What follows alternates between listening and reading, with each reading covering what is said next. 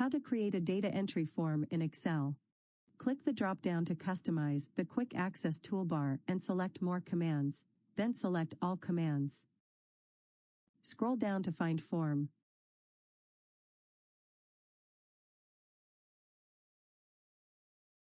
Click Add, then OK. Click the new form icon in the Quick Access toolbar. Now you can navigate between records. Search for certain criteria.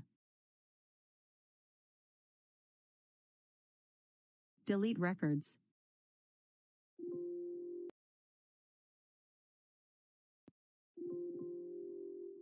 And add new records.